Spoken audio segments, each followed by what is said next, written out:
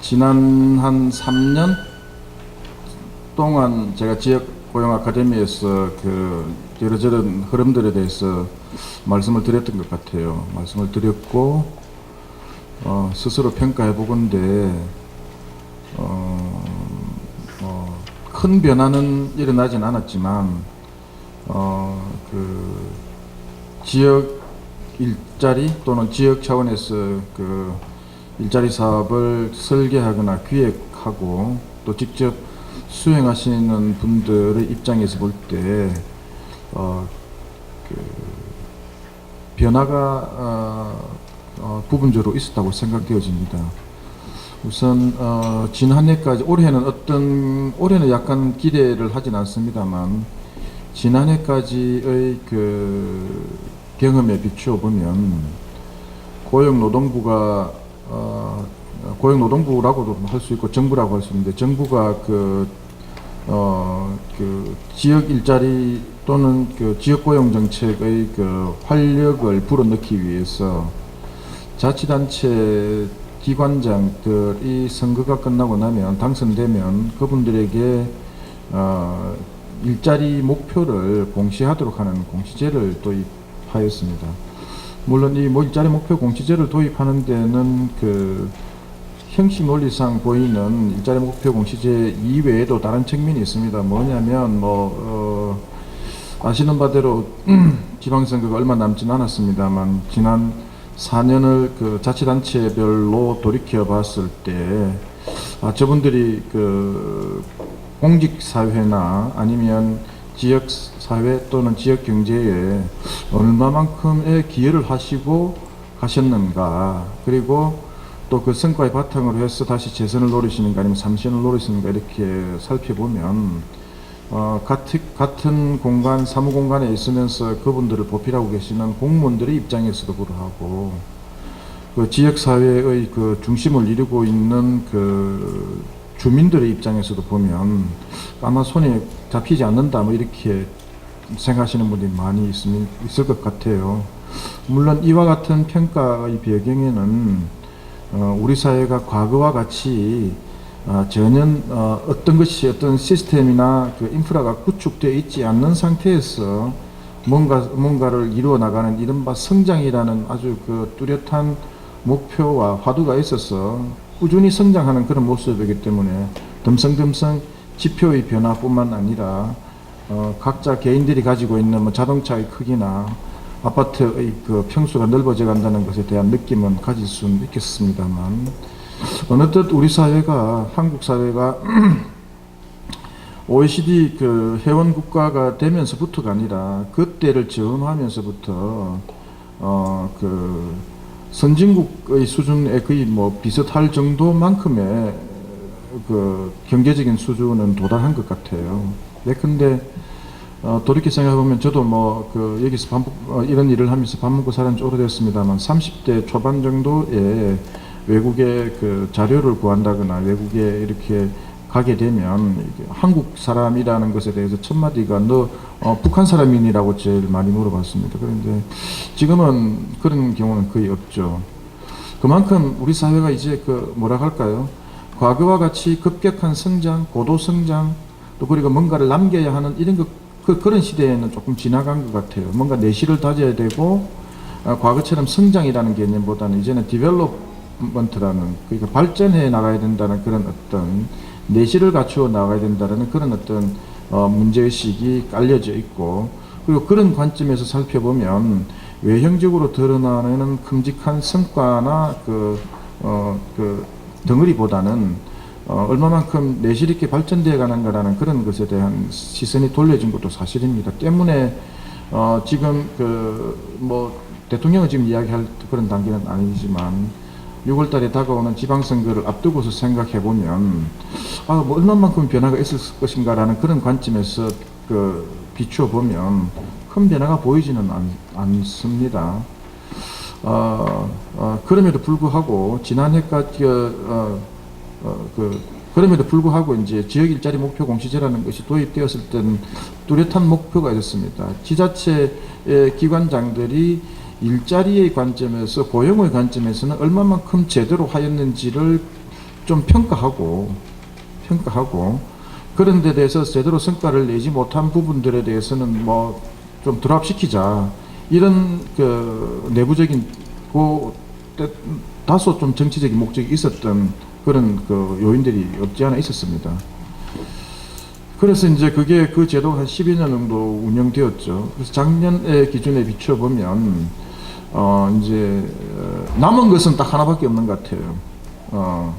자치단체 공무원들이 PPT를 만드는데 어떤 그 기획사하고 계약을 맺는가에 따라서 PPT의 질이 달라질 뿐이지, 그 내용을 어떻게 구성하는가 하는 문제에 대해서는 큰 차이가 없다라는 것을 작년 같은 경우 크게 깨달았습니다. 그래서 이제 PPT가 이게 얼마짜리일까? 뭐 어떤 쪽에서는 1000만 단위로 돈을 투입한다는 분도 계시고, 올해는 아마 그렇게 쓰지는 않을 것 같습니다. 왜냐하면 선거가 결합되기 때문에.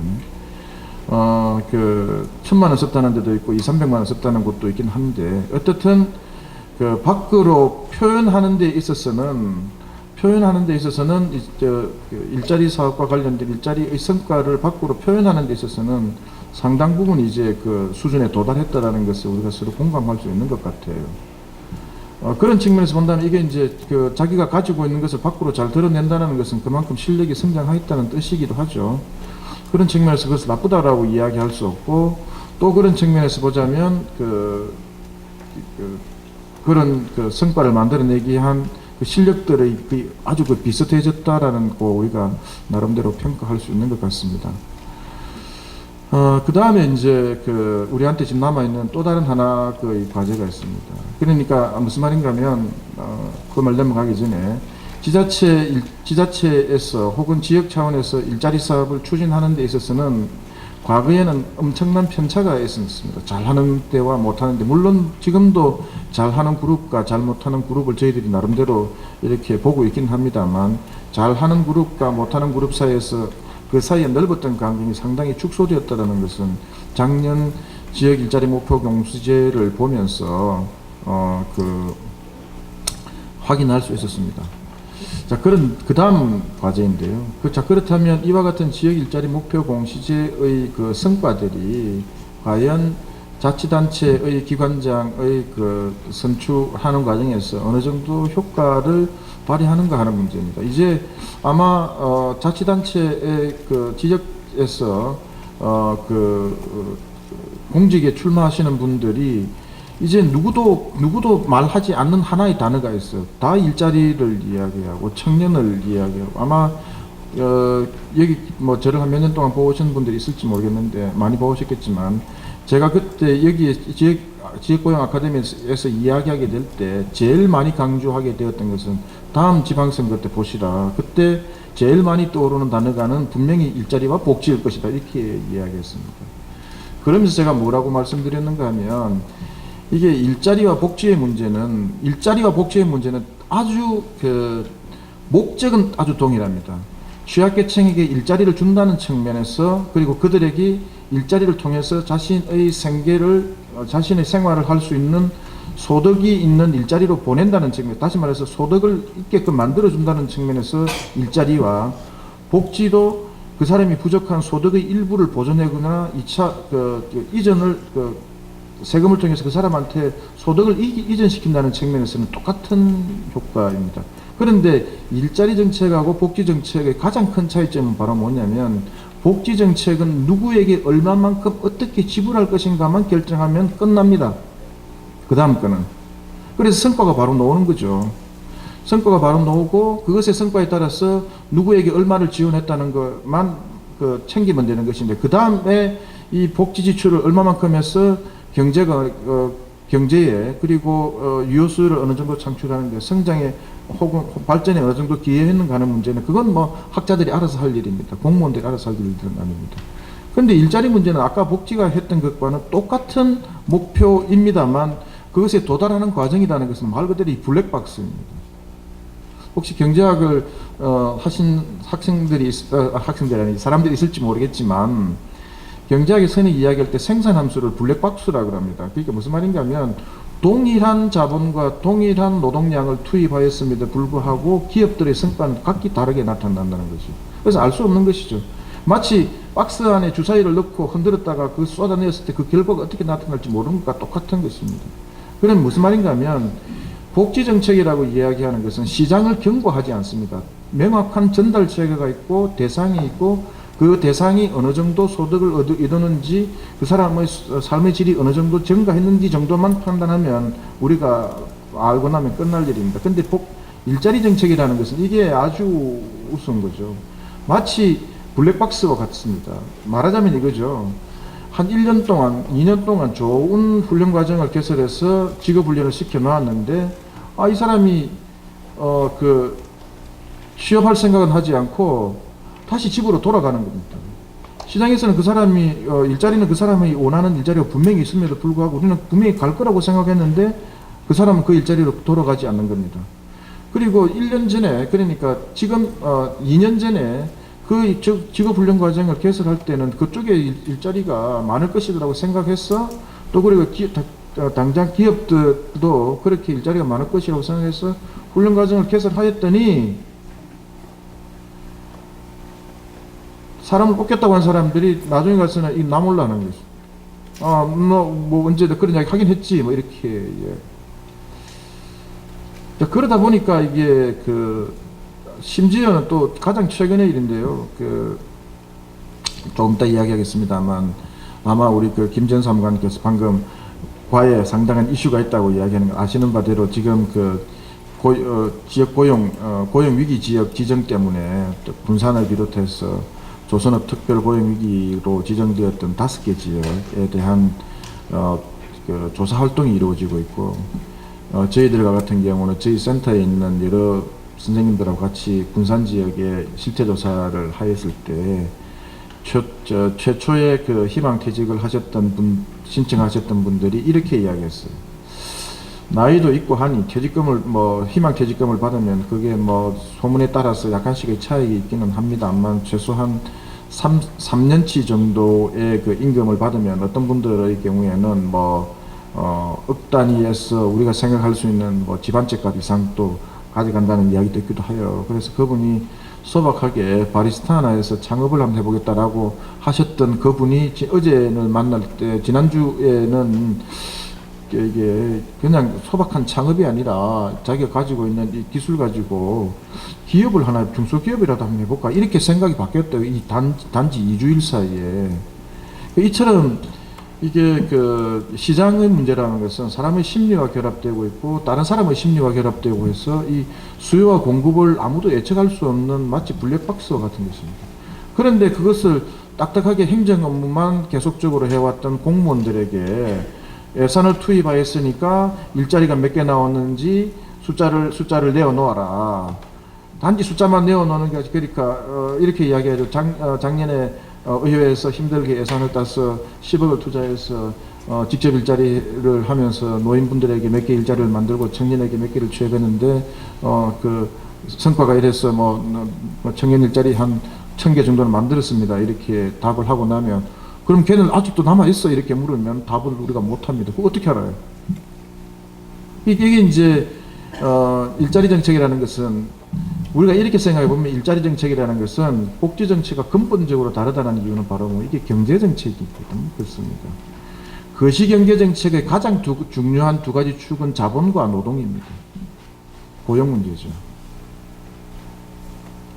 이 두 가지에 의해서 움직이는 게 국민 경제인데 하물며 책상에 있는 공무원들에게 그것을 맡겨 놓았을 때는 이분들이 어려워하지 않을 수가 없는 겁니다. 그래서 힘든 겁니다. 그래서 이제 제가 그때 이렇게 말씀드렸습니다. 지역고용 사업을 하게 되면 내년부터 이제 다음 지방선거에서는 그 문제가 훨씬 더 불거지게 될 테고 그게 중요한 업무가 되겠다. 그래서 이제까지 지자체에 계시는 공무원들이나 담당자들이 생각하였던 중앙정부에서 설계하고 기획하였던 프로젝트나 사업을 위임받아서 단순히 집행하고 추계하고 그 결과를 모으는 위임 사무를 하는 그 수준에서 머물게 된다면 아마 지금 내가 지금 이렇게 말씀드리는 것과 그때 이야기드리는 것은 아마 결과는 똑같을 것이다 이렇게 말씀드렸습니다. 그러기 위해서는 위임 사무의 그런 고정관념에서 벗어나서 권한 사무 또는 권한 업무에 할 수 있도록 최소한의 우리가 역량을 좀 갖춰 나가야 되지 않겠느냐라는 말까지도 곁들였던 것 같습니다.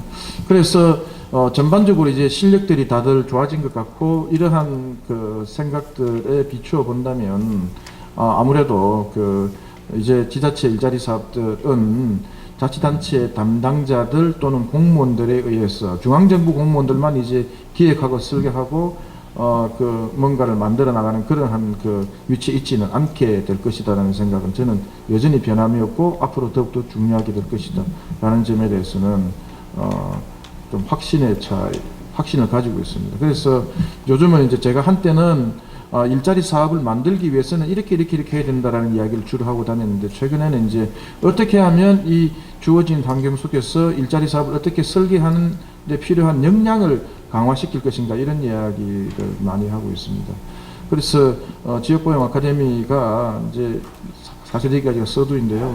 지역고용 아카데미의 실효성에 대한 여러 분들의 이런저런 이야기도 있었습니다만 지금 현재 능력협회가 하고 있는 일자리 지역고용 아카데미의 경우는 상당히 내실이 갖춰져 있고 짜임새 있게 만들어지고 있다는 것에 대해서 이제 우리가 이야기할 수 있는 단계에 그런 거고 그런 차원에서 오늘부터 시작하는 이 1박 2일의 워크숍이 상대적으로 성과가 있기를 바란다는 점입니다.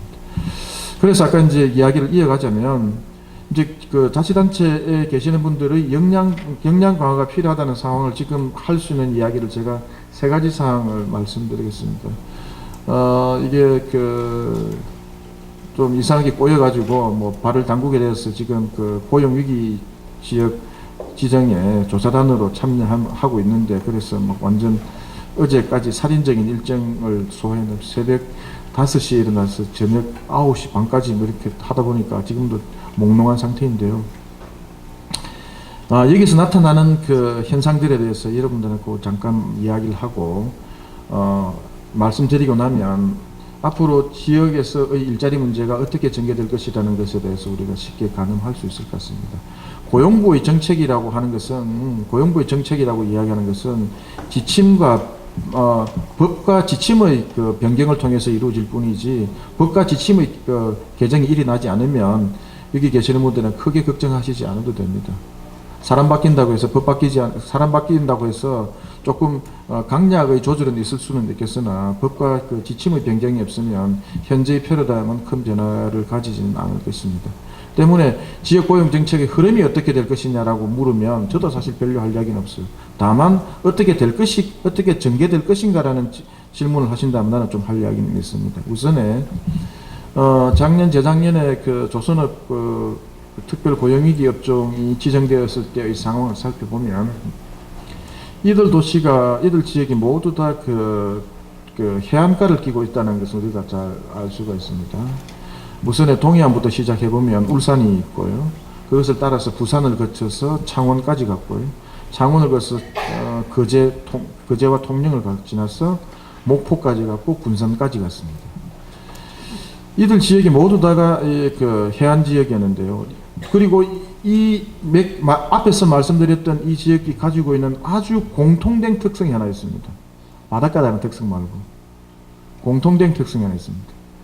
울산 동구와 거제와 목포는 좀 아닙니다만 울산 동구와 거제를 보면 노동시장이라고 본다면 노동력의 질이나 숙련이나 일자리의 균질성이라는 것이 아주 단일성이 높은 지역입니다. 심지어 울산 동구 같은 경우는 제조업이 50%를 넘는데 80%를 넘는데 전체 제조업에서 50%가 조선업입니다. 그게 종사자들이 노동시장의 대부분을 차지하고 있다는 거죠. 그럼 이건 뭐냐면 무엇을 말하는 것이냐 하면 산업이나 그리고 여기에 이 산업의 핵심 이 산업을 잡고 있는 이 대기업이 존재하고 있다. 현대중공업과 현대미포조선이죠. 그제도 아마 그 경제학적인 노동시장의 관점에서 보면 그제도 울산 동구 못지않게 노동시장의 특성 자체가 동질성이 높은 지역입니다. 조선업으로. 그리고 그 지역도 마찬가지로 거대 대기업 두세 개가 해당 지역의 모든 경제를 좌지우지하고 있는 상황이다, 이렇게 볼 수가 있습니다. 지금 사고가 엄청나게 지금 위기에 뭐 어제 그 군산시에 민간조사 합동조사단으로 갔는데 뭘 질문을 못하고요. 그분들 막 성토하는데 1시간 시간 주어있는데 성토하는데 50분 걸리고 질문도 제대로 못했어요. 어떤 분은 화가 났어. 너희들 여기 왜 왔냐라고 사진 찍으러 왔냐라고. 결국 사진은 제가 찍히고 쪽팔리게 됐습니다. 사진 찍으러 왔냐고 이렇게 이야기하고 그냥 남 이야기를 들을 생각 질문도 못했어요.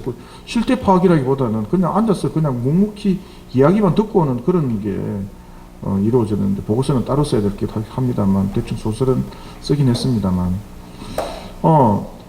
군산만 하더라도 그렇습니다. 군산은 조선하고 자동차가 두 개 몰려 그 주력 업종입니다. 왜 그런가 하면, 왜 이야기를 드리는가 하면, 이제까지 우리나라의 경제 정책이라는 것은 고도 성장을 하기 위해서 중앙정부에서 산업 정책에 따라 산업 정책 이퀄 입지 정책이었습니다. 산업 정책 이퀄 입지 정책. 어디다 공장을 놓을 것인가. 지도를 펼쳐놓고 그냥 이렇게 공장을 갖다 박은 겁니다. 말하자면 해당 지역의 경제가 성장하고 경쟁력을 가지게 된 것은 애초에 시장의 힘에 의해서 시장을 통해서 경쟁력이 강화되고 그 경쟁력을 바탕으로 해서 산업이 성장하고 발전된 것이 아니라 특정 정치 집단, 정치적 이해 또는 이해관계자들의 정치적인 목적에 의해서 혹은 입지 정책에 의해서 산업이 박혔다는 겁니다. 자, 그러니 이 시장 이외의 다른 곳에서 경제적인 힘에, 시장의 힘에 의해서 경쟁력을 강화시키라는 그 요구가 불어닥치니까 여기에 대응해야 되는데, 이 대응하는 힘이라는 것이 시장의 힘에 의해서 대응하는, 경쟁력을 통해서 대응하는 논리가 아니라 이 문제를 풀려고 하는 방식 자체가 정치적으로 풀려고 하는 겁니다. 여기 대구에서 오신 분 있죠. 대구가 쫄딱망한 게 사실은 그거지 않습니까? 섬유산업이. 이분들이 섬유산업에 문제가 생기면 어떻게 문제를 해결하는가 하면 돈보따리 들고 서울로 온 겁니다. 그래서 돈보따리 내놓고 문제 해결하라고 요구한 겁니다. 그래서 80년대 중반까지는 그게 통했어요. 근데 이제는 통할 수 없는 상황. 왜냐하면 지금부터 쓰여지는 모든 돈은 국민들이 낸 세금이고, 국민들이 낸 세금에 대해서 돈의 흐름이 어떻게 되는지 모두 다 지켜보고 있습니다. 그래서 특정 집단이나 특정 이익 세력이 그 문제를 해결하려고 예컨대 달려들면 국민들이 그냥 가만히 있지 않습니다. 예컨대 대표적으로 그렇지 않습니까? 조선이 문제가 생기니까 좀 이야기 이상한 방향으로 흐르긴 했는데, 대우조선에 대해서 돈 많이 주는 것에 대해서, 또 이번에 또 GM 사태를 보는 것에 대해서 GM이 이렇게 하는데, 그게 옛날 같으면 일자리도 살리고 일자리도 지키고 경제도 살려야 되니 지금 공적 자금 투입하라고 국민들이 난리가 납니다. 이번에 댓글 달리는 것들 한번 보세요. 공적 자금 투입하는 것에서 모두 다 부정적입니다. 차라리 너희들 떠나라. 그건 우리끼리 다시 한번 해보겠다. 이런 관점인 것이지, 공적 자금 투입하는 것에서 옛날과는 완전히 다른 개념입니다. 말하자면 무슨 말인가 하면, 옛날처럼 정책이나 정치적인 논리에 의해서 어떤 분야가 살아나고 어떤 분야가 죽는 그런 시대가 이미 상당 부분 지났다는 이야기입니다. 그래서 이 이야기는 바로 뭐냐면, 지난 조선업 고용특별, 사실은 똑같은 논리입니다. 지금 어디 터졌는지 한번 볼까요? 고용부가 그 고용위기 지역으로 측정했던 첫 번째 지역이 어딘가 하면 평택입니다. 어디입니까? 쌍용자동차였죠. 그 다음에 지정한 곳이 어디입니까? 통영입니다. 신화 SB를 중심으로 했던 조선업 쪽입니다. 군산이 어떻습니까, 지금? 조선하고 자동차가 지금 함께 온 겁니다.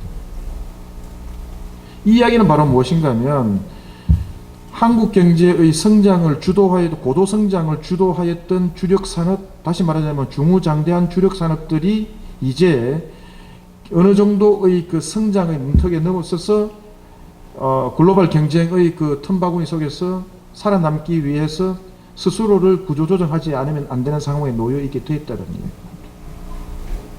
그 문제는 단지 그 산업의 문제와 관련되는 것이 아니라 바로 지역의 문제와 직결되어 있다. 그래서 갔습니다. 지난 2월 말에요. 저희들 연구진들하고 같이 가서 군산에도 가고 전북에도 가고 가니까 깜짝 놀랐습니다.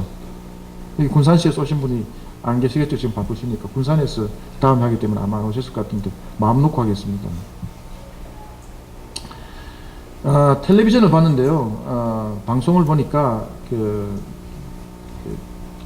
계시는 분이 이렇게 이야기하더라고요. GM 군산공장 폐쇄 철회를 하기 위해서 기자가 이렇게 물었습니다. 군산시청은 뭘 하고 있습니까? 이러니까 군산공장 폐쇄 철회를 하기 위해서 시민들로부터 서명을 7만 장 받았다. 이렇게 깜짝 놀랐습니다. 저건 시민단체나 노조가 하는 일 아닌가?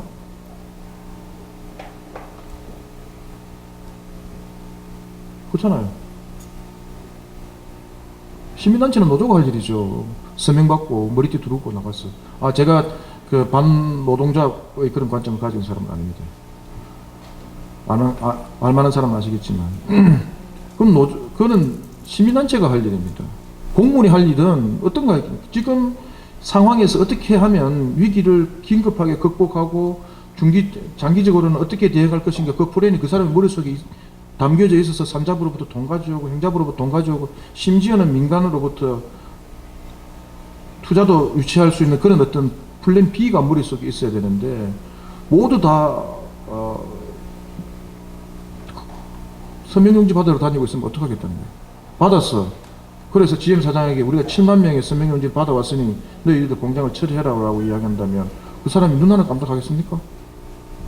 아니다는 거죠. 무슨 말인가 하면 결국은 앞으로 지역 일자리 문제에서 가장 중심적인 문제는 청년을 살려야 된다라는 문제는 그거는 우리가 이미 이제부터는 다 확인하게 된 사실이고요. 앞으로의 과제들이라고 하는 것은 지역 일자리 문제의 핵심은 이제 산업의 구조 재편과 함께 같이 몰려온다는 것입니다. 거기에 이제 하나 덧붙이게 되었다.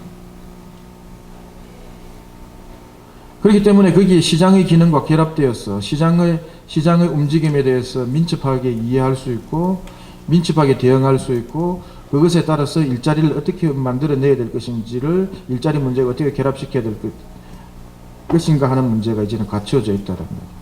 자, 그러니까 이런 문제가 또 세 번째인데요. 이런 문제가 또 화두로 또 다시 들어옵니다. 강의는 좀 이따 할게요. 벌써 한 3분이면 끝납니다. 강의는.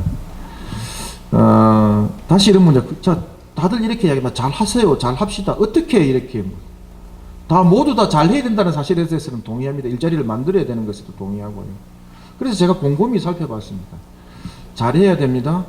일자리를 만들어야 됩니다. 이게 전부 다 중압감에 쌓여 있다 보니까 사람들이 어떤 생각을 하는가 보면 이제 화려하게 형용사를 붙이는 방법을 찾고요. 사실은 사업의 내용을 뜯어보면 노동시장 정책이나 고용정책이라고 이야기하는 것은 그 기본 포맷이라는 것은 딱 정해져 있습니다. 이 모든 포맷을 한꺼번에 다 떠넘길 수 있는 가장 유일한 수단이라고 하는 것은 지금 당장이라도 한국이 대박나서 경제가 훌훌 살아나서 일자리가 부족한 상황이 된다면 아마 우리는 여기서 새로운 일자리를 찾아야 되는 실업자가 될지도 모릅니다. 제가 먼저 그랬겠죠. 시장에서 일자리가 만들어지면 한꺼번에 일소됩니다. 그렇지 않거든요. 때문에 실업자를 또는 구직자를 일자리로 가도록 만드는 방식이라고 이야기하는 것은 사실은 정해져 있습니다. 몇 개의 아주 공식적이고 그렇게 정해져 있는 것입니다. 그런데 잘해야 된다는 이야기의 중압감 속에 계속 데코레이션을 붙이기 시작해요. 그러다 보니까 일자리 사업이나 일자리 프로그램의 제목을 보면 이게 뭔지가 몰라요, 이제. 저도 이제 잘 모릅니다. 옛날에는 한동안에는 제목만 보면, 아, 이게 뭘 하겠다라는 것이 살펴보지 않아도 되는데, 요즘은 이제 제목만 봐가지고는 안 됩니다. 뜯어봐야 됩니다. 그렇게 계속 이런 상황, 이런 것을 요구하고 있는 상황이 되니까 제가 요즘 생각하고 있는 게 바로 무엇인가 하면, 아, 이게 진짜 이제는 좀 돌아가야 되겠다. 원칙적으로. 무엇을 어떻게 할 것인가에 대해서 단순하고 명료하게 해야만 그 프로그램에 참여하는 사람들도 쉽고 간단해서 적극적으로 올 수 있겠다라는 생각을 하게 되었습니다. 그래서 최근에 생각하고 있는 그 일자리 사업을 그 지난해부터 행안부가 이제 고용부가 지역 일자리 사업을 하는 것을 흉내내기를 이제 요즘 하고 있었어. 작년, 재작년 어쩔 수 없이 고용부는 모른 척 하니까 제가 또 어쩔 수 없이 뭐 가서 이렇게 저렇게 개입하고 이렇게 참여해서 보면 옛날에 고용부가 했던 일을 그대로 행안부가 하고 있습니다. 하는데 보면 뭐 저로서는 좋은 기회였는데 그 일자리 사업에 대한 그 숫자를 상당히 그 프로그램들 상당히 많이 봤는데 딱 뜯어놓고 보니 몇 가지 유형이 딱 잡히더라고요. 이름만 많이 다를 뿐인데. 그래서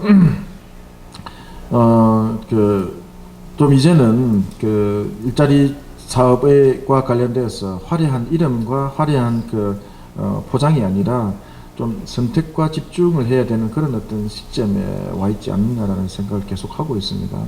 생각을 하고 있고, 또 그 다음에 이 선택과 집중을 하면서 여러 개 흩어져 있는 사업들을 잘 이렇게 추스려 내어서 이번에 저희들이 한번 직접 일자리 사업을 설계를 해 봤습니다. 설계를 하면서 가졌던 첫 번째의 생각을 이렇게 생각했어요. 뭐 지금 군산 쪽의 일인데요. 이렇게 저희들이 설계를 했습니다. 5월 30일 현재 퇴직을 하는 순간부터 그가 다른 회사로 취업할 때까지의 과정을 모두 다 한번 낱낱이 그림을 한번 그려봤습니다. 그가 예컨대 퇴직하고 난 뒤에 공장문을 나서고 난 뒤에 1개월 동안 뭘 할 것인가, 2개월 동안 뭘 할 것인가, 3개월 뒤에 뭘 할 것인가. 저희들이 생각하고 있는 대표적인 생각은 한 8개월 뒤에는 6개월 뒤에는 서서히 일자리를 찾아서 갈 것이다. 그런 어떤 프로그램까지를 생각해서 해보니까 빈틈을 두지 않고 새롭게 만들어내는 일자리하고 정부가 또 그리고 지자체가 하고 있는 일자리 사업들을 하고 있는 것들을 보니까 이미 상당 부분 만들어져 있더라고. 그래서 그 빈 공간들을 우리가 어떻게 넣어야 될 것인가 하는 고민들이 제일 많이 생겼습니다. 그래서 우리가 이제는 결국은 선택과 집중을 하는데 그 빈 공간들이 무엇이었는지를 찾아내는 것. 결과적으로 그 빈 공간이 무엇인가를 찾아내는 것은 프로그램으로 감당하고 돈으로 감당되는 것이 아니라 결국 거기에는 사람이 들어가야 되겠더라. 결국은 전문가가 들어가야 되겠더라. 그리고 전문가가 들어가지 않으면 아무리 좋은 프로그램을 만들어내도 성과는 못 나겠다. 그래서 여기 오늘 오신 분들의 대부분은 그런 어떤 역량을 강화시키기 위한 오늘 여기서만의 프로그램으로 끝나서는 되지 않고 앞으로도 계속 스터디를 하고 워크숍을 통해서 역량을 강화시키는 방법을 고용부에서 예산을 많이 지원해 주시기 바란다는 점 드리겠습니다. 그 다음에 이제 세 번째로 이제 드리고 난 뒤에 이제 맨 마지막에 있는 이야기, 지금 얼마 안 남았죠? 10분 내에 끝내도록 하겠습니다. 맨 마지막에 할 이야기는 있습니다만 제가 오늘 드리고 싶은 여기 교재에 나와 있는 이야기 위에 또 마지막으로 드리고 싶은 이야기는 앞서 말씀드렸던 이야기로 다시 되돌아가는데요. 이미 이번에 지역 혁신 프로젝트 사업의 프로그램들을 받아보니까 지금 가슴 아픈 지역이 몇 군데 있죠. 현금성 사업을 하려고 해서 예산을 그냥 몰빵을 뗐는데 아주 보기 좋게 당했잖아요. 아니 뭐 강원도뿐만 아닙니다. 경기도도 마찬가지고요. 몇 군데 있었어요. 근데 우리가 좀 구별해야 될 것이 분명히 있습니다. 근데 구별해야 될 것이 있습니다만 원칙은 있습니다. 무슨 말인가 하면 OECD에서 고용과 사회복지를 담당하는 과를 우리가 흔히 이야기할 때 LSAC이라고 하는데요.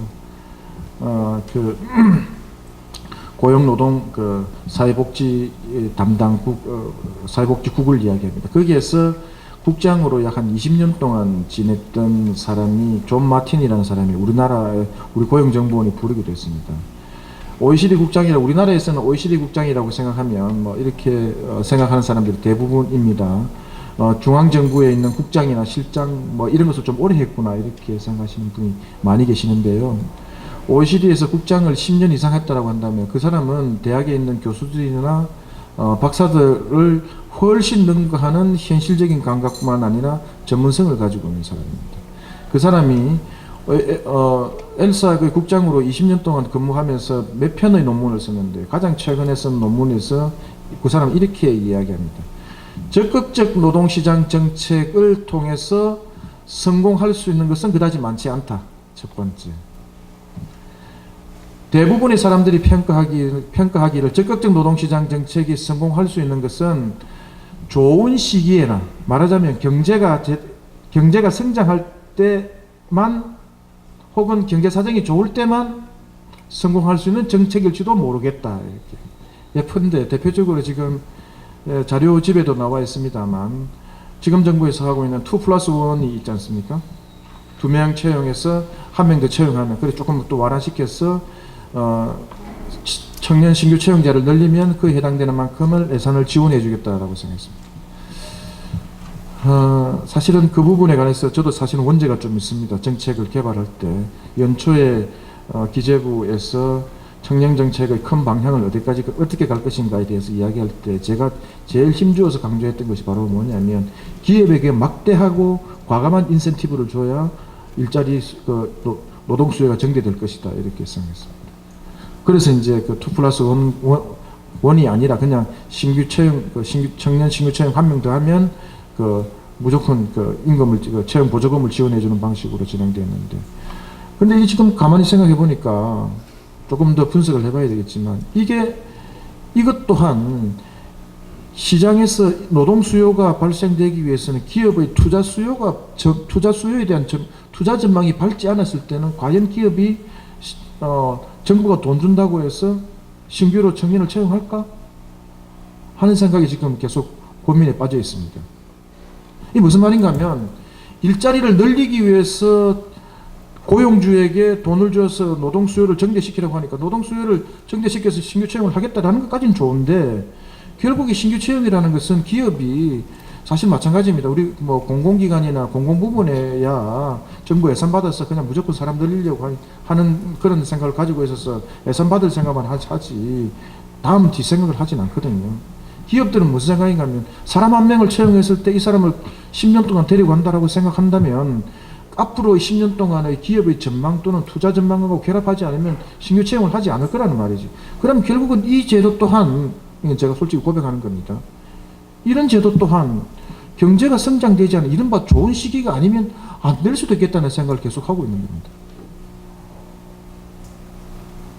좀 더 지켜보겠습니다. 솔직히 뭐 이렇게 주 박사 그렇게 이야기하던데 안 되는 것 아니야? 뭐 이렇게 이야기하실 수 있는 소문을 퍼뜨리지 마십시오. 아직까지 지금 고민 중에 있습니다. 그 이야기를 하기 위해서 하는 것이죠. 그러면서 그 양반이 보고서에 이렇게 씁니다. 노동시장 정책이 적극적 노동시장 정책이 항상 성공하지는 못하는데 그러나 성공하는 시즌은 있다. 경기가 위축되어서 일자리가 만들어지지 않고 고용이 위축되는 시절에 더 이상 깔아앉지 않는 데는 적극적 노동시장 정책만큼 효과적인 제도는 없다. 이렇게. 그래서 지난 한 10몇 년 동안 유럽에 있는 OECD 주요 국가들의 성과를 살펴보니 이들이 노동시장에 예컨대 뭐 네덜란드나 덴마크, 핀란드 같은 경우에는 자기들 GDP의 1.7%를 일자리 사업 예산으로 씁니다. 우리는 꼴랑 6.067%, 0.7% 안 됩니다. 그런 나라들의 GDP 규모로 따지자면 그들 나라에 정말 부끄러울 정도로 적은 수준입니다. 그렇게 쓰다 보니까 고용이 일자리가 위기가 왔을 때 실업이 증대할 때 그 실업이 더 이상 악화되는 것을 막는 데는 성공했다. 그리고 더 나아가서 일자리를 만들어내는 데까지 성공하는 데는 또 다른 하나의 수단이 필요하더라. 그게 사회보장제도더라. 그런 것입니다. 이 논문을 읽으셨는지 아니면 이 보고서들을 OECD 보고서들을 보셨는지 모르겠는데 최근에 이제 단체장들의 입장에서 보자면 어떻든 그 혜택을 늘려야 하고 일자리 문제와 복지 문제를 결합하는 그런 어떤 제도를 개발해야 되기 때문에 캐시 페이먼트를 생각하지 않을 수 없습니다. 현금성 지급에 대해서 이게 그런 생각을 가지지 않을 수가 없습니다. 그러나 여기서 말하는 사회복지 정책이라고 이야기하는 것은 바로 뭐냐면 일자리를 잃었을 때 실업을 당했을 때 그것으로 인한 개인적인 충격과 사회적인 충격을 완화해 줄 수 있는 안전장치가 확보되어 있다면 적극적 노동시장 정책을 위해 예산을 많이 투입하면 투입할수록 일자리 사업의 성과를 가져온다는 것이지 이것이지 일자리 사업은 곧 현금성 급여 지급과 괴를 같이 한다라는 논리는 좀 착각인가 아니냐라는 생각을 제가 가지고 있는 기본적인 생각입니다. 자, 그러면 이렇게 질문할 수 있습니다. 중앙정부는 그러면 하고 있지 않느냐? 하고 있습니다. 예, 근데 대표적으로 직접 일자리 사업에 올해만 기준으로 아주 9조 2천억입니다. 그 2조 9천억 투입합니다. 말하자면 자치단체에서 하고 있는 직접 일자리 사업까지 포함하면 약 한 3조 5천원 정도 직접 일자리 사업에 투입하고 있습니다. 근데 왜 이렇게 되는가 하는 것에 대해서는 현재 우리나라가 안고 있는 취약한 사회보장제도에서 찾아봐야 됩니다. 무슨 말인가 하면 사회보장제도가 한번 설계되고 나면 이건 사실은 이제 계속적으로 가져가야 되는 사업이지 않습니까? 그리고 현재 직접 일자리 사업에 참여하고 계시는 분들의 대부분은 중장년층 이상입니다. 60세, 50대 후반 이후부터 60대 후반들이 대부분들입니다. 근데 이분들이 일자리를 그만두고 퇴직하거나 일자리를 그만두고 난 뒤에 실제로 소득 있는 일자리로 갈 수 있는 상황이 그렇게 좋은 조건이 있어 가는 곳이 많지 않습니다. 그렇다고 해서 이분들에게 퇴직하고 난 뒤에 일정 기간 실업급여를 받고 난 뒤에 일정 기간 소득을 보장해 줄 수 있는 실업급여 제도가 있는 것도 아닙니다. 또 그렇다고 해서 우리가 현재 노령연금을 많이 주고 있는 것도 아닙니다. 연금을 수령하는 시기 또한 60세 이상에서 65세 일단 넘어가야 됩니다. 그 빈 공간들이 있는 것입니다. 그죠? 그래서 사회복지제도로 그렇게 해서 박아놓고 갈 수는 없는 상황입니다. 때문에 그 빈 공간을 메꾸기 위해서 생기는 어느 정도 과도기적인 측면에서 직접 일자리 사업은 현재로서는 우리는 소득 보전의 목적으로 일자리 사업을 하지 않으면 안 되는 상황에 놓여 있습니다. 그리고 솔직히 기재부 입장에서 보자면 이 직접 일자리 사업은 사실은 짭짤합니다. 왜냐하면 전체 취업자에서 차지하는 비중이 1.8%에서 2%까지 왔다 갔다 하거든요. 이 2조 9천억을 투입해서 전체 취업률의 2.2% 정도를 챙긴다고 하면 이거 수지 맞는 장사예요. 까놓고 이야기합니다. 그래서 저는 이렇게 생각합니다.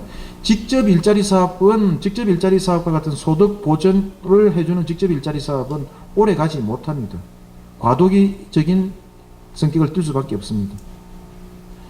왜 그런가 하면 현재 지금 서서히 퇴직하고 있는 베이비 부모 세대들이 이제 본격적인 퇴직 연령에 들어갑니다. 그런데 작든 크든 작든 많든 이분들은 모두 다 국민연금에 가입하셨거나 퇴직연금을 받으시거나 퇴직금을 받아가시는 분들로 이제는 말하자면 사회안전망을 통해서 타고 들어가기 시작하는 세대가 이제 퇴직 일령에 들어오기 시작한다는 이야기입니다. 그 빈틈 사이가 직접 일자리 사업을 채우고 있는 겁니다. 그래서 그런 의미에서의 직접 일자리 사업이라는 것은 현금성과 결합되어 있는 직접 소득 보전해주는 직접 일자리 사업은 있을 수 있으나 자치단체에서 스스로 현금성을 직업을 목적으로 혹은 유사한 일자리 사업을 하는 것은 오래 가지도 못할 뿐만 아니라 지역경제의 재정에 되게 위기를 줄 수 있다는 점을 말씀드리도록 하겠습니다.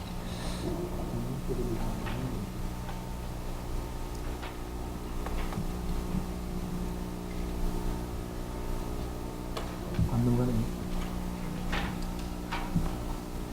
네, 맞아요. 앞쪽. 예, 밑에. 예, 더 밑에. 예, 여기입니다.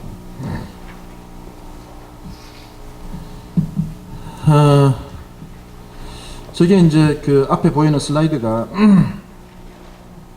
앞쪽에 이야기를 좀 많이 하려고 슬라이드가 있는데, 제가 앞에 드렸던 네 가지를 말씀드렸습니다. 하나는 뭐냐면, 올 6월에 있게 되는 지역 일자리 5월이 될지 6월이 될지 모르겠습니다만 지역 일자리 목표 공시제를 경험을 바탕으로 했을 때 자치단체에 계시는 공무원들의 역량이 되게 발전되었고 향상되었다.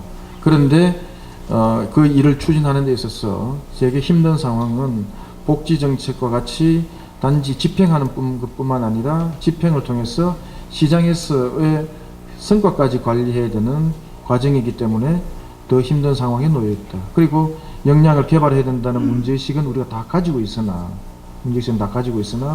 그것에 대응하는 데 있어서는 여전히 제한성을 가지고 있다. 말하자면 자치단체의 기관장 등의 정책의 방향들이 담당자다나 전문가들이 지역사회에서 여기 계시는 우리 보니까 우리 고용 전문가들도 되게 많이 계시네요.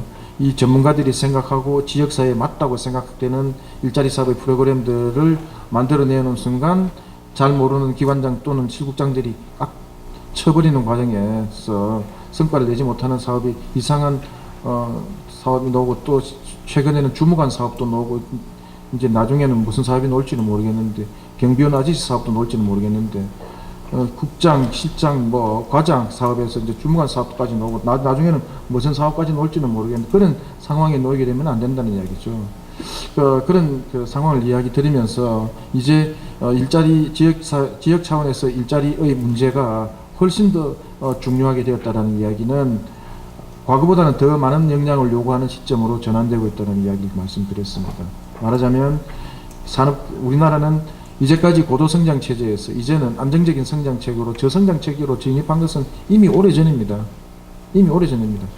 7%, 8% 고도경제 성장이 오고 우리 지역사회, 지역경제가 나아질 것이다라고 생각하는 사람이 있으면 조용히 다가가서 이렇게 이야기하십시오. 정신 차리시라고. 그런 일이 있을 수 없습니다. 한국 경제가 작년에 3.1%의 성장을 했는데요. 저는 좀 일부 기저 효과가 있다고 봐집니다. 지속적으로 한국 경제가 3%의 성장률을 유지한다는 것은 계속적으로 기대하는 것은 그걸 가지고 국민들에게 호도한다면 그건 정치의 논리일 뿐입니다. 저는 그렇게 바라보지 않습니다. 3% 이하로 더 떨어져야만 되고 더 떨어지는 가운데서 안정적인 경제가 운영되어야 된다는 생각을 가지고 있는 사람입니다. 그런 측면에서 보자면 한국 경제는 이 구조전환의 시기에 직면하고 있고 이 구조전환의 문제는 바로 지역사회의 문제와 직결되어 있다는 점을 말씀드리겠습니다. 그래서 지역경제의 문제와 지역고용의 문제를 해결하는 데 있어서 가장 중요한 문제는 결국은 새로운 환경과 조건을 만들어내야 되는, 다시 말하자면 일자리가 만들어줄 수 있는 생태가 만들어지고 그 생태가 만들어지고 난 뒤에 재정이 투입되고 새로운 산업으로의 전략적 전환이 이루어져야 되는데 이 말은 좋은데 그죠?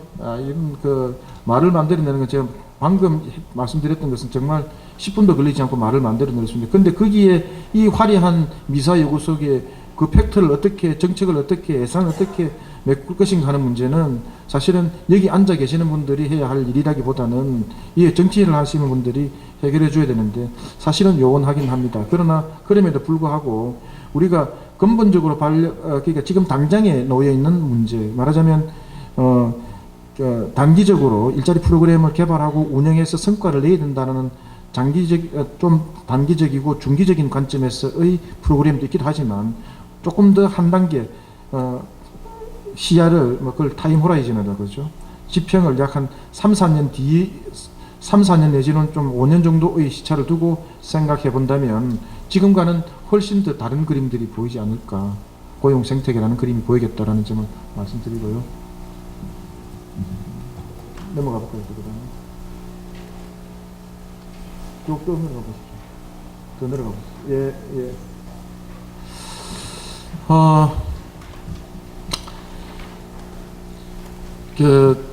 지역 핵심 프로젝트 사업에 대해서 말씀을 안 드릴 수가 없을 것 같습니다. 여기 계시는 우리 고용부에서 오신 두 분은 생각이 조금 다를 수도 있습니다만 작년 하반기까지만 해도 우리 생각이 같았습니다. 작년에 지역산업 맞춤형 일자리 사업 예산이 1,400 조금 넘었잖아요. 1,400이었는데 올해 그 예산이 깎였어요. 그죠? 1,100억대로. 그러면서 한 100억 정도는 뭐 모른다고 치고 한 1000억 정도 있으니까 그때 우리 그 담당자들, 고용부에 계시는 담당자들과 이야기를 하면서 이제 지역 핵심 프로젝트의 비중을 한 5대5 정도로 가야 될 때 시점이 오지 않았나. 어떤 분들은 심지어 6대4로 가야 된다고 주장하시는 분도 계십니다. 5대5 정도로 가져가야 되지 않느냐 이렇게 생각합니다. 그래서 작년에 지역 핵심 프로젝트 예산이 390억, 324억 정도였으니까 계속 나 지금 추경부 있습니다. 320대 정도 되었으니까 그것을 핵심 프로젝트의 설계를 방향을 바꾸고 이렇게 하면 또 지난해 예산을 적게 받았던 그 광역까지를 포함해서 들어오면 150 정도는 올리면 한 500 정도 될 테고, 그래서 그 규모가 핵심 프로젝트의 5, 그 일반 지역 맞춤형 일자리 사업이 5 이렇게 해서 이제 그렇게 간다면 그 광역 단위로 기본 평균적으로 한 40 정도이고, 그걸 3년 또는 2년 단위 기준으로 하면 최소 100억 정도의 예산 규모로 제대로 된 일자리 프로젝트 한두 개는 가져갈 수 있겠다라는 그런 사실은 좀 생각들을 가졌어요. 그래 가지고 그래서 그 성과가 되면 모델이 될 테고, 그 모델이 되면 이제 정부 정책으로 안착될 시킬 수 있는 그런 것까지도 가볼 수 있지 않느냐 이렇게 생각을 했는데, 그게 이상과 현실이 좀 다르더라고요.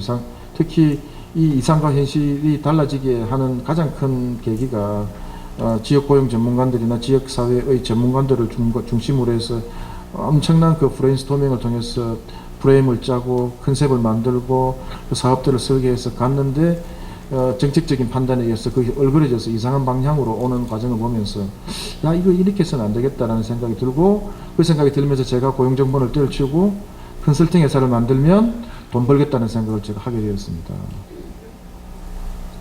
정말 돈 벌게 됐다는 생각을. 하면 그 정치인들 설득하는 거야. 결과적으로 뭐 기관장들 설득하는 거 잘 모르니까 대충 일단 술 좀 먹고 이렇게 하면 해결되지 않겠어요. 그래서 되게 지금 안타까운 상황이 그렇게 되어 있습니다. 한 몇 년 동안의 실습, 성과, 평가 이렇게 받으면서 토론하고 올해 정도는 나름대로 성과를 지금 앞에서 이야기했던 고용 생태계를 만든다. 아주 작지만 몇십억짜리라도 작은 돈이라도 한 20억 정도를 연간 투입해서 만들어내면 뭔가 하나의 그림은 그려지고 그것들이 차곡차곡 쌓여지면 큰 성과를 이루어지고, 궁극적으로 지역고용 정책의 대부분은 이런 지역 단위의 프로젝트 사업들을 중심으로 해서 가지게 되면 기존의 정부가 중앙정부가 예산을 내려꽂는 방식들이 아니라 지역에서 스스로 자율적으로 주도적으로 지역 일자리 문제를 해결해 나갈 수 있는 그런 그림들이 되지 않을까 싶었는데 그런 게 되지 못했던 점도 있습니다. 물론 실무적으로 여러 가지 바빠서 계획에 많이 참여하지 못하셨던 현실도 있었겠습니다만, 제가 볼 때는 그런 현실이 있었음에도 불구하고 우리가 그런 기회를 잘 활용하지 못했다는 것은 여기 계시는 분하고 또 그러하고 또 그런 것들 또 메시지나 이런 그 컨설팅들을 저희들이 잘 해줬어야 되는데 그렇지 못한 저희들도 좀 반성하고 있다는 말씀드리고 싶고요. 그래서 올해의 성과들을 외람된 이야기입니다만 이미 물론 아직까지 선정했다가 아직 안 된 지역도 있기도 합니다만, 그런 분들을 대상으로 해서 이제 사람 얼굴도 좀 보려고요. 보시고 올해의 성과와 경험을 바탕으로 해서 내년에는 정말 좀 잘 설계되었으면 좋겠다는 생각을 가지고 있습니다. 기본적인 컨셉에 대해서는 우리가 이미 다 합의가 이루어졌고, 설계하는 문제가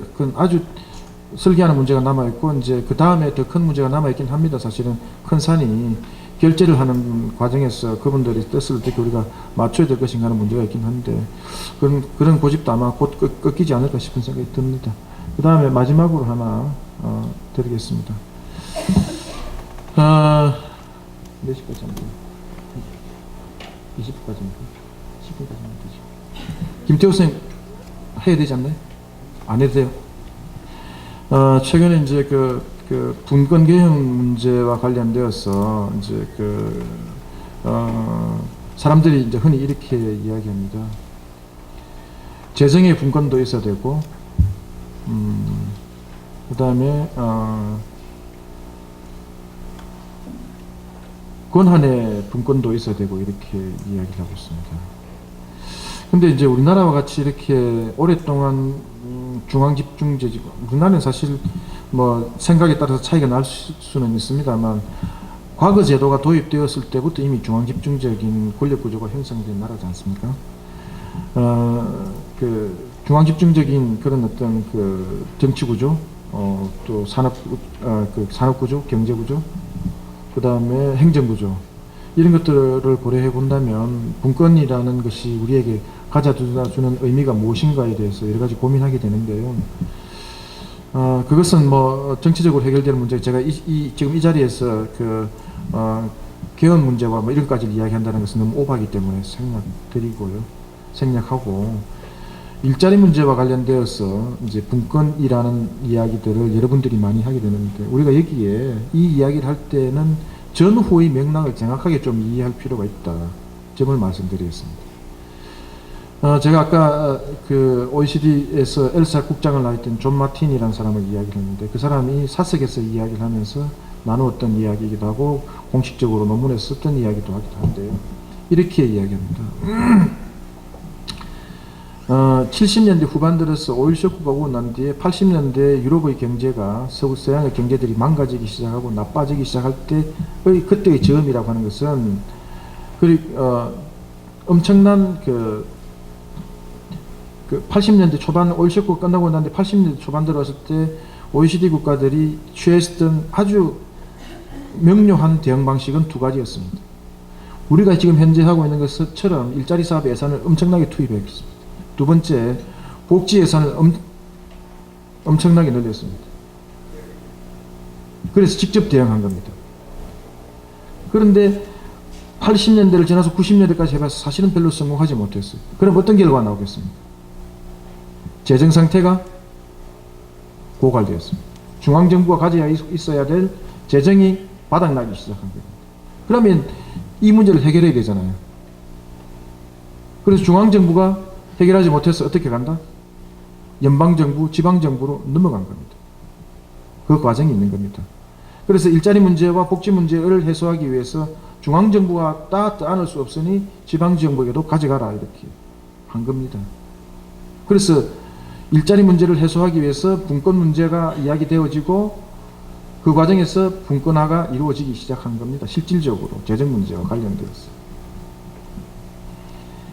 그래서 제가 사실은 이번에 핵심 프로젝트들 보면서 일부 지역에서 일자리와 현금성 문제를 결합시킬 때 이렇게 이야기합니다. 사실은 제가 제일 걱정했던 게 말씀은 안 드렸습니다만 결국 이렇게 하면 지자체가 자기 무덤 파게 되는데 이렇게 생각했어요.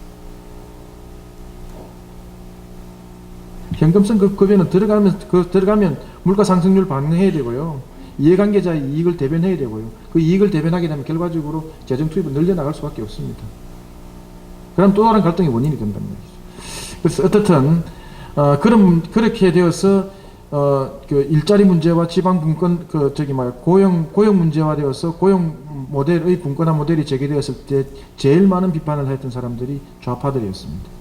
신자유주의적인 정책이다. 중앙정부가 마땅히 떠안아야 될 과제를 지방정부에 이양한다. 이렇게 이야기했습니다. 자, 그렇다면 현재 우리는 어떤가 이렇게 이야기해보죠. 뭐 정치적인 레토릭이긴 합니다만 사실은 지방자치단체의 재정 자립도가 낮고 또 재정이 그렇게 풍부하지 않은 상태에서 중앙정부의 재정적인 의존도가 높을 수밖에 없는 상황이기 때문에 중앙정부의 정책에 맞춰서 지자체가 어떻든 예산을 받아가야 되는 그런 어떤 상황이기도 합니다. 때문에 갈등이 있는 갈등이라보다는 문제 이슈가 있는 거죠. 근데 이것입니다. 중앙정부 입장에서 보자면 지자체가 요구하는 대로 예산을 주는 것도 방법일 수 있을 것 같아요. 그런데 이제 여기에는 어떤 의심이 깔려져 있나 하면, 근데 불신이 깔려져 있는가 하면, 과연 지자체에서 이 돈을 가져가서 제대로 일을 할 수 있을까? 라는 질문인 겁니다. 또 그 다음에 지자체에서 지방에 계시는 담당자들이나 공무원들 그리고 수행기관들 입장에서 보자면 이왕 돈을 줄 거면 턴키 방식으로 그냥 주고 말지, 주고 나서 왜 시시콜콜이 또 간섭해? 아마 여기 계시는 분들 네가 제일 보기 싫어 이렇게 이야기할 겁니다. 제가 평가하니까 그죠? 충분히 받을 수 있습니다. 가시고 난 뒤에 욕하세요. 제가 들리지 않을 땐 욕을 아무리 하셔도 됩니다. 어차피 뭐 안 들리기 때문에. 그렇게 생각하실 겁니다. 네가 제일 미워 이렇게 이야기할 수도 있습니다. 여기에 좀 갈등이 있는 게 있어요. 그래서 그 방식을 나름대로 그 절충한 것이 바로 공모제라는 겁니다. 공모제. 그래서 예산을 신청하고 일정한 선정 절차를 거쳐서 경쟁을 유발하면서 자기 감독과 자기 절제와 자기 평가를 활용하면서 중앙정부는 그것을 바탕으로 해서 예산을 주는 방식이 공모제 방식입니다. 그러니까 예산을 등기 방식으로 주는 것이 아니고. 그래서 이제 그 나름대로 그 지방 일자리와 관련된 지역고용 정책의 그 이른바 분권 모델을 성공한 것이 덴마크인데요. 저기서 여러 개의 그 내용들이 말할 수 있습니다만 제가 하나만 이야기해 본다면 여기가 그게 어디서 나오지? 저기 보면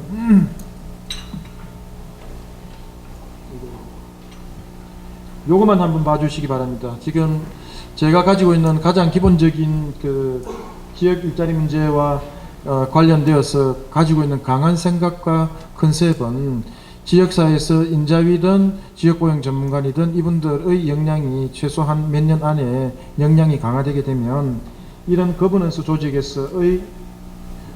조직에서의 핵심적인 실무 역량으로서 핵심적인 실무자로서 핵심적인 전문가로서 성장할 수 있는 시점이 언젠가는 올 거라고 생각합니다. 그게 올해 내년 정도 되면 이제 저는 좀 완성되어질 것이라고 생각하고, 그래서 고용정보는 어떻게 하면 지역에 계시는 분들하고 일을 같이 할까 이런 고민들을 계속하고 있어요, 사실은. 그래서 이분들의 역량이 개발되면 여기에 저는 가장 중추는 바로 여기 있다고 생각합니다. 이거는 어차피 우리나라에는 고용센터 같은 것이고요. 결국 여기 있는 것입니다. 여기. 이분은 민간이 맺어줘야 되거든요. 그래서 시장의 문제를 어느 정도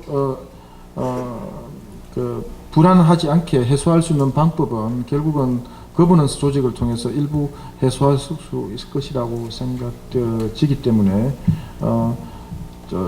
제가 만약 이 자리에서 감히 할 수만 있다면 올해와 내년 정도는 어차피 지금 그 행안부는 그 몸이 달았습니다. 장관도 대통령도 지역에 있는 일자리 챙겨라, 지역 청년 문제 챙겨라라고 했기 때문에 가만히 있지는 않을 겁니다. 어떻게든지 돈 주려고 할 것이고요.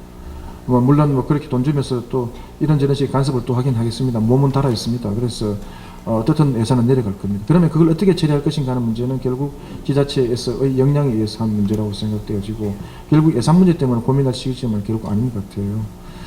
그런 측면에서 본다면 제가 종합적으로 말씀드리고 싶은 것은 남아있는 것은 과제는 딱 하나다.